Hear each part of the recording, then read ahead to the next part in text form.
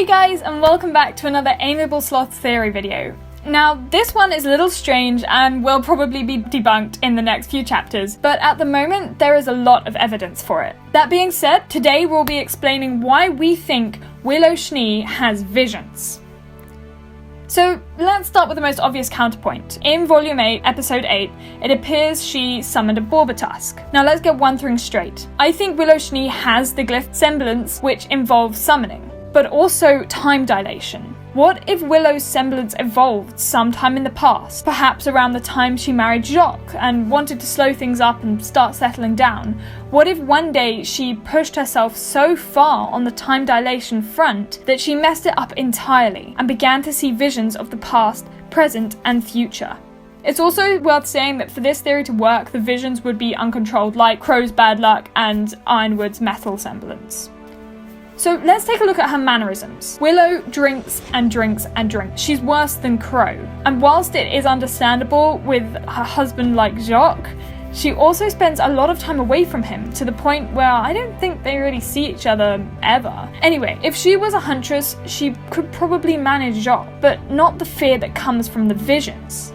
She could drink to forget about them. And then when she stopped briefly in Volume 8, Chapter 8, the visions would have returned even clearer, which warrants her freaked out and skittish behaviour. I mean, if she was a huntress, even a retired one, I doubt she would have reacted like that to a Grimm. Remember, they didn't know there was anything special about this Grimm. It's just like Blake said.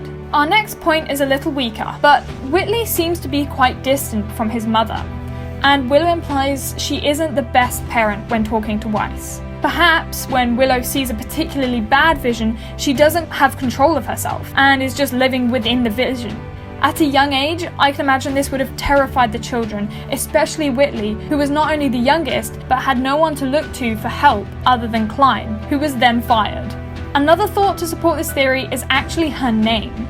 In Celtic mythology, willow trees were revered for their beliefs centered around psychological and spiritual abilities.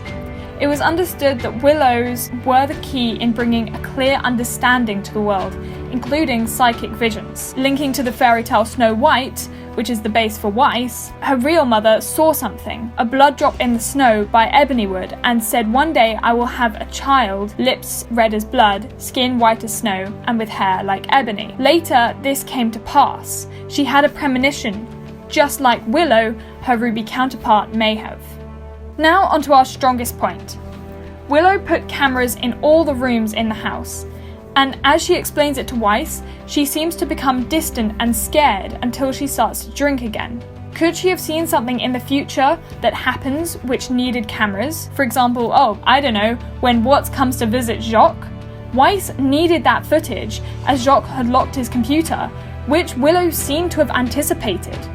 She was also in the place to provide it when Weiss was there too. Could that be a coincidence that she and Weiss had ended up in Jacques' study at the exact same time? She also says, "I'm afraid your father may be involved in something more dangerous than he realizes." Citizens, even elites, don't know about Salem up until Volume 7, and yet Willow seems to allude to the danger Jacques is in now. Could this be because she knows about Salem's past and what is coming in the future? This explains her terror in Volume 8, Chapter 8, when it seems to be coming true. And finally, the weakest point. When we introduced to the Schnees in the White trailer, we had the music Mirror Mirror. Now, I know this refers to Weiss, but if we branch out and apply it to the whole family, there is one line that is particularly interesting. "Save me from the things I've seen." I'm choosing to interpret this as Willow's line, her cry for help, saving her from the visions, to which Weiss replies, "I can keep it from the world, but why won't you let me hide from me?" I think it's a point to consider at least. If this theory is true, it presents a terrifying possibility.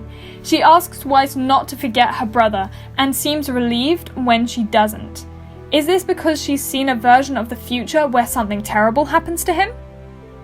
So that's it, guys. Please post your ideas in the comments as usual. It's really interesting to see your thoughts, especially with the Crow's RWBY's father theory.